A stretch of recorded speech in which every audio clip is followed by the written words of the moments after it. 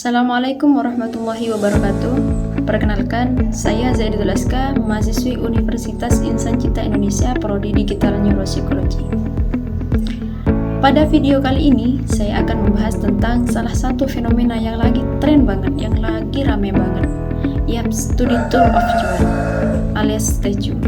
Kok bisa sih studi tour jadi ajang cuan? Fenomena ini menarik banget buat dianalisis. Yuk kita bahas bareng-bareng. Santai tapi tetap kritis.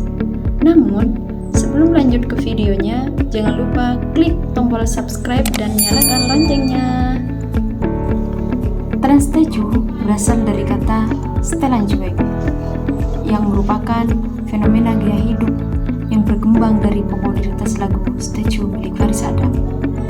Lagu ini mengangkat karakter perempuan cuek, tapi tetap menarik, yang secara tidak eksplisit menunjukkan ketertarikan tetapi diam-diam menyimpan perasaan. Karakter seperti ini menjadi daya tarik tersendiri sehingga banyak orang, terutama generasi muda, meniru sikap dan gaya tersebut sebagai bagian dari ekspresi diri. Secara visual, tren ini terlihat dari gaya berpakaian yang santai, mimik wajah yang datar dan tidak ekspresif, serta penggunaan bahasa tubuh yang tidak menggambarkan ketidaktertarikan atau ketidakterbukaan terhadap lingkungan sekitar. Namun, di balik tampilan cuek itu, para pelaku tren menyimpan intensi sosial seperti ingin diperhatikan, dipuji, atau diakui eksistensinya. Tren ini telah menyebar di media sosial melalui konten lip sync lagu statue, video gaya berpakaian, dan sketsa perempuan cool yang digambarkan tidak mudah jatuh cinta namun tetap menarik perhatian. Reaksi netizen terhadap tren ini sangatlah besar, ditunjukkan dengan jumlah tayangan, komentar, dan unggahan ulang yang terus bertambah. Remaja dan dewasa muda yang mengikuti tren ini tidak hanya mengikuti dari luar saja, melainkan juga menginternalisasi sikap cuek mereka sebagai bagian dari identitas sosial mereka. Mereka ingin terlihat tidak butuh perhatian, namun justru menciptakan paradoks di mana sikap cuek tersebut akan menjadi cara untuk mendapatkan perhatian. Selain aspek personal, tren statue juga mencerminkan dinamika sosial yang lebih luas, seperti perubahan dalam relasi antar individu, pencarian identitas dalam kelompok, serta bagaimana masyarakat menilai daya tarik berdasarkan kesan pertama yang disengaja menjadi cuek adalah bentuk kontrol terhadap citra diri dari mata orang lain. Pada sisi lain, tren ini juga bisa dipandang sebagai bentuk resistensi terhadap stereotip perempuan yang harus selalu lemah lembut dan responsif. Dalam perspektif feminisme, cewek cuek juga dipahami sebagai upaya pengendalian diri dan perlawanan terhadap konstruksi sosial tentang perempuan yang pasif dan manja. Namun, bagi sebagian pengikutnya, tren ini bisa berujung pada ketidaktulusan dalam hubungan sosial. Mereka menjadi tidak ekspresif secara emosional, menekan rasa simpati, dan sulit membuka diri, yang dalam jangka panjang dapat membentuk pada hubungan impersonal yang tidak sehat. Sikap cuek yang ditampilkan juga terkadang tidak sesuai dengan kondisi psikologis sebenarnya. Beberapa individu mungkin mengalami kecemasan sosial atau kurangnya kepercayaan diri, namun menutupi hal itu dengan bersikap tidak peduli sebagai bentuk pertahanan diri.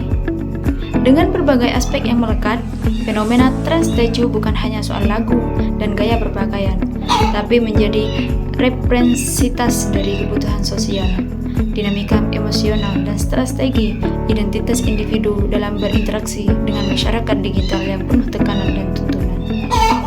Jika dianalisis dari teori modeling, maka tren statue berkembang karena individu mengamati perilaku selebritas, influencer, atau teman sebaya yang bersikap cuek, lalu menirunya karena melihat ada ganjaran sosial yang diterima oleh model tersebut.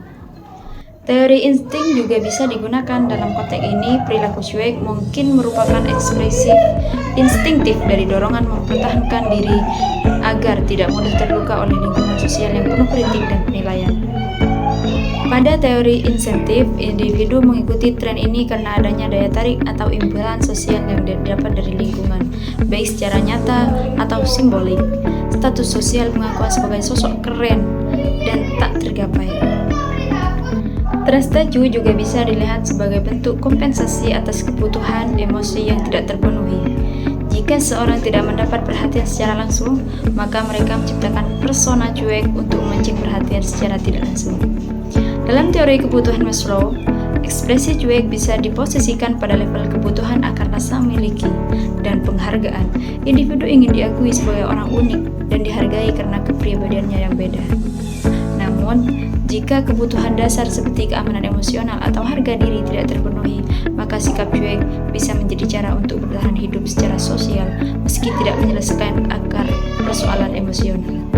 Keseluruhan analisis ini menunjukkan bahwa trust statue bukan sekedar soal gaya, tetapi menyimpan dinamika psikologis yang dalam, mencakup pembentukan identitas, mekanisme pertahanan diri, hingga pencarian eksistensi sosial di era digital.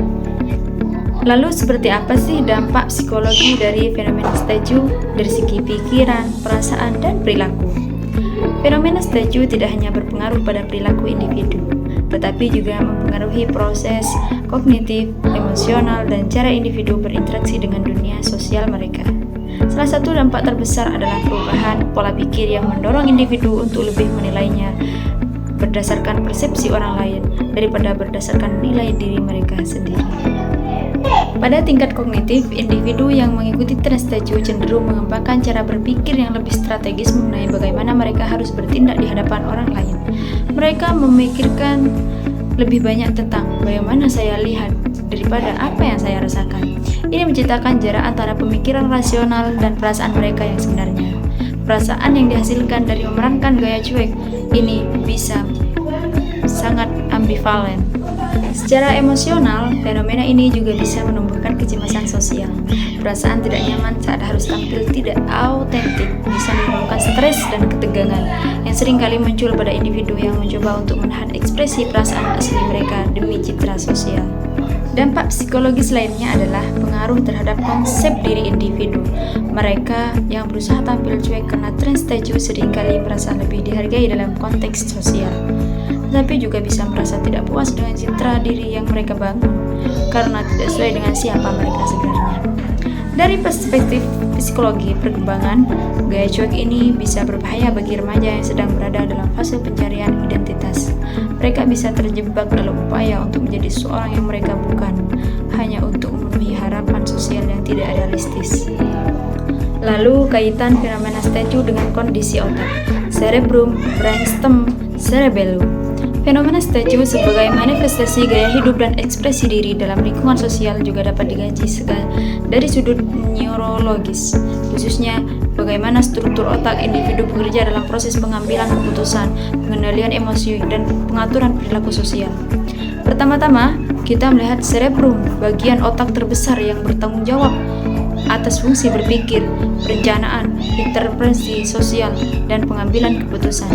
Ketika seorang memilih untuk bersikap cuek, cerebrum, terutama lobus prefrontal, aktif dalam menyusun strategi sosial dan menilai respon sosial yang paling sesuai untuk menjaga citra tertentu.